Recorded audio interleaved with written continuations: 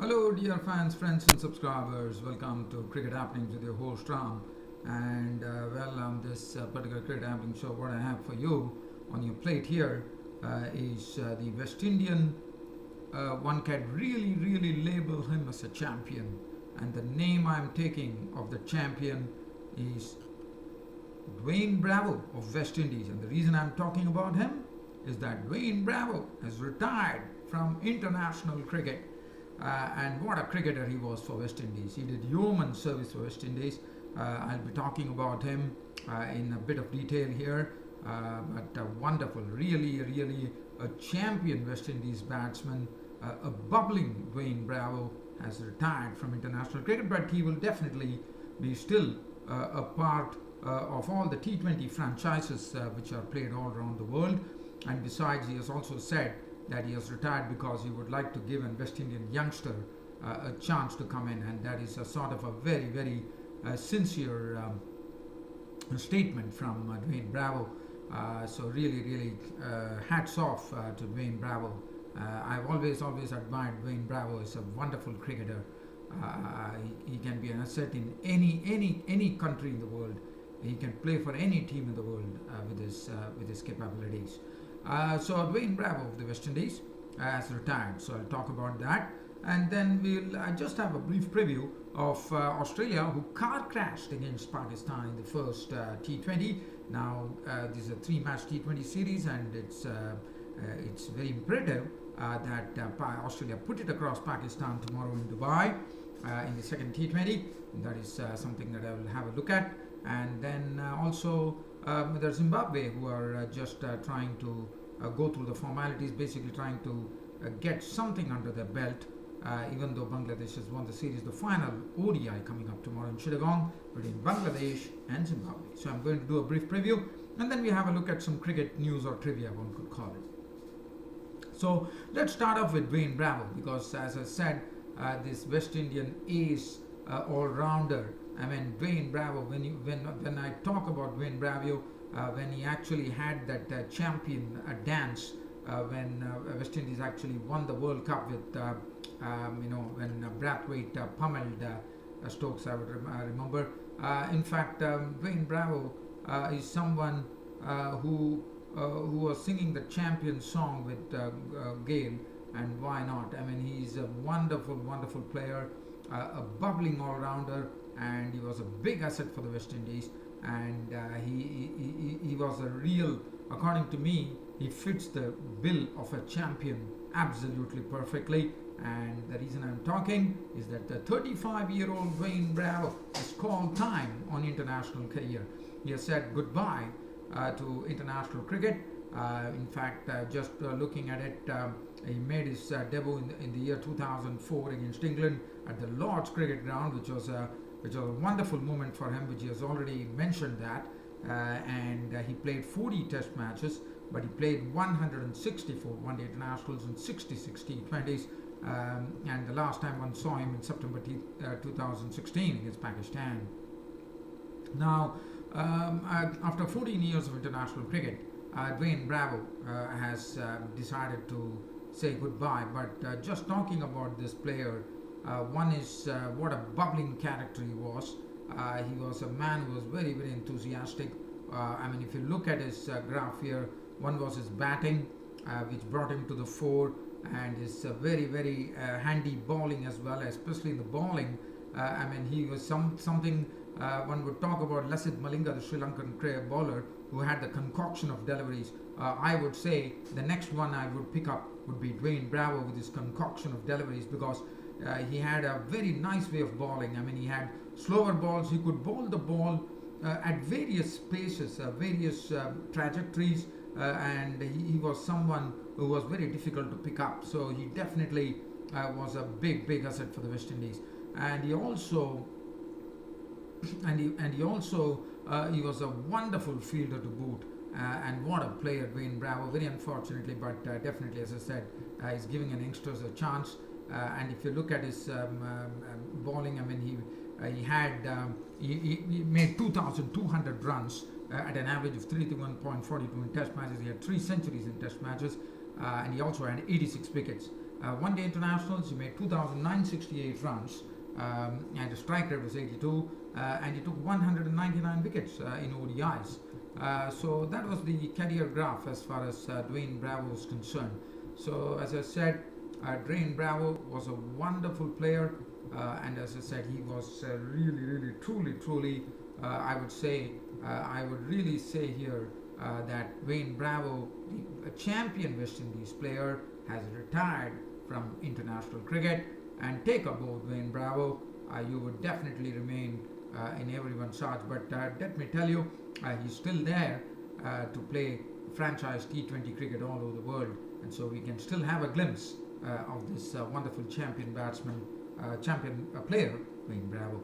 So now I'll do a brief preview of the second T20 which is coming up. As we know, Australia totally car crashed, as we all call it, in the first T20 against Pakistan. They bowled out for 89, but now the onus will be on Australia because it's a 3-match T20 series, and tomorrow's match, which is coming up in Dubai, is really going to test the Aussies. And Aussies definitely know that they have already made the mistake, and I'm sure they would have definitely learned from their mistakes. So let's have a look at the Australian team. Well, the Australian team looks very strong. Aaron Finch captaining the side, along with DRC Short opening the innings. So definitely they knew that what are the follies that they did, where they tried to attack the Pakistan spinners and paid the price.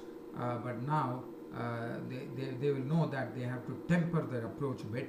So Aaron Finch, DRC Short, Chris Lynn, definitely, if you know, there's a pool of riches there, but it's all a matter of staying there. Now Ben McDermott was out. One does not know whether he could be replaced by Mitchell Marsh, as Aaron Finch had hinted the other day. And then Glenn Maxwell, they definitely have some batting. Kerry, the wicketkeeper, Ashton Agar, Nathan Coulter-Nile, who did his bit but could not get them over the line, Adam Zampa, Andrew Ty, Billy Stanley, who both bowled very well against Pakistan. They have to continue that same good work. So this match is going to be the second T20 is coming up in Dubai. And as far as Pakistan are concerned, let's have a look at the Pakistan lineup here. The Pakistan lineup, well, they definitely would be marching with confidence. The reason being, Babar Azam is in some very good depth. Fakhar Zaman is the one which for quite a long time you've seen that Fakhar Zaman has well, he definitely in fact he made his debut. I wouldn't say that. So Fakhar Zaman is someone who one would be looking forward to. They'll be looking out for a very good opening partnership between Babar Azam and Fakhar Zaman. Mohammad Hafiz is definitely another big asset for the Pakistan team. Shoaib Malik has come back, so that will greatly strengthen the Pakistan team. He was not there in the first match, I reckon, so he's back into business. Asif Ali is a sort of a very big hitter of the ball, and then they have Sarfraz Ahmed, captain himself, who always leads by example. Fahim Ashraf and Wazim are the ones who created all the problems for the Aussies by tempting them into false strokes. So it will be very good to see how the Aussies approach Fahim Ashraf and Ahmed Wazim tomorrow, and then Shadab Khan, Hassan Ali, and Shaheen Afridi. So definitely one is looking forward to this wonderful match which is coming up tomorrow, second T20, a very crucial match for Australia, because if Australia lose that, the doors in this T20 series will be shut for them. So Pakistan definitely are dominating here. Now the third ODI, which is coming up between Zimbabwe and Bangladesh. Definitely for Bangladesh it's a mere formality. They can probably do a clean sweep. For Zimbabwe are the ones who would be expected to get into some real business by getting their first win. Now looking at the Zimbabwean team here, what one saw was that they were able to do a good job, no doubt about it, but Hamilton Masakadze's, the captain's form, has been a sort of a question mark here, and Masakadze would be expected, because the other day one was looking at whether the Zimbabwean batsmen would get into form. Brendan Taylor, Sean Williams, everyone got into form, and Sikandar Raza. So the only man left now is Hamilton Masakadze to get going, and if he gets going, and along with Sefa Zua, who can really smash the ball to all parts of the field, I think Zimbabwe could have a sort of a very wonderful start, and that's what has been lacking for them so far in this series. And then Brendan Taylor, Sikandraza played them, Sean Williams have always played themselves into form already.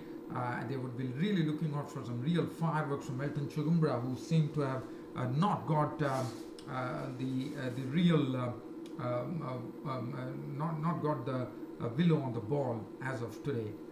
Peter Moore is another good player as well. Sikandar Raja has also hit some form, which is good. The bowling has been good, but still, Kyle Jarvis was very impressive in the previous ODI, and they would expect Brendan Mouta was a bit costly, one thought, and Tendai and Chatara and Trapano also. Trapano did bowl a good line. Tendai Chatara was a bit costly, not much. And Solomon Meyer, whether he would be playing, he has been in some bad form.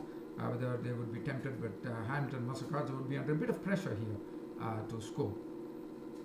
Bangladesh, well, they are really marching with confidence, no doubt about it. Liton Das and Imran Kais are already been shining with runs. So Fazle Mahmood it is interesting. He's going to be playing in the final ODI, and he has already bagged 2 ducks in his first 2 matches of his international career, and the third one would be a real test for him. And if he probably gets this one wrong, I think Fazle Mahmood would probably still have to once again play well and come back into Bangladesh cricket. One has to wait and watch. So Mushfiqur Rahim, Mohammad Mithun, who has already been Mohammad Mithun and Nazmul Islam have been included in the test matches against Zimbabwe. So basically that is good news for them. So Mohammad Mithun definitely has been very impressive with whatever the performances he has been doing. So he has definitely done a good job, and he looks to be a very fine prospect for Bangladesh, no doubt about it. Mahmudullah, for experience. Mohammad Saifuddin has already made his mark here. Mehdi Hasan Miraj, one of the quality spinners that Bangladesh possesses, and then Mashraf Mortaza, who would lead the team in a wonderful fashion, and Mustafizur Rahman, who has been always trying to throttle the opposition, which he has been doing beautifully. So definitely one is looking on. One has to really wait and see if Samia Sarkar, who has been called up, will be getting an opportunity. But Fazle Mahmood probably, since Bangladesh have the cushion of having won 2 one-dayers, one would expect Fazle Mahmood to be given one last opportunity to show what he is capable of. So good luck, Fazle Mahmood. And that is as far as the cricket show is concerned. Now I'm trying to see whether I can definitely get into some cricket news as well. So let me see whether I can lay my hands on some cricket news.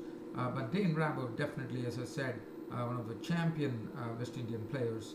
Yes, I can share something with you. One would remember Ollie Pope, the young 18-year-old leg-spinner who made waves in the Under-19 World Cup in New Zealand when he picked up 8 for 35. And today he's just playing his second match of his first-class career in Australia, representing Queensland. Representing South Australia. Ollie Pope, the leg spinner, claimed 7 wickets, and that is something, because that is something to be really looked into. That he's a good quality spinner. In fact, Queensland were bowled out for 231, and the South Australians were 39 for no loss at stumps on the first day. So definitely Ollie Pope seems to show some lot of promise. The other news that I could really share with you is that India is actually losing the second one-day international, tying the last one-day international has definitely made them think a bit, because they dropped out Mohammad Shami from the 15-man squad for the next 3 ODIs, and they have decided to bring back the bogeymen, Bhuvaneshwar Kumar and Jasprit Bumrah, back, as they have seen these West Indies players are doing very well in the ODI. So definitely the West Indians are given a bit of a fright to the Indians here. So Bhuvaneshwar and Bumrah would be back in business, which would be good to see. Other than that, dear fans, as I said, Nazmul and Mithun have got a maiden test call-ups based on their performances, which is good to see. And I'm trying to see whether there is any other cricket news that I could cover. There's nothing, dear fans, friends, subscribers. That's about it as far as today's Yes, one more news which is coming in is the former leg spinner Mushtaq Ahmed would be the assistant coach for the West Indies, which is good to see. So Mushtaq Ahmed, as we know, he has already did a very good job in the English county cricket scene, where he has coached a few teams and got them to really do very well. So definitely his experience is something which is going to come in very handy for the West Indies, Mushtaq Ahmed. Pakistan former leg spinner, as you would remember. Well, dear fans and subscribers, nothing much to add. It's about time for me to bid you all a very good night on this cricket show by promising you that I'll be seeing you tomorrow on my next cricket show. Until then, good night.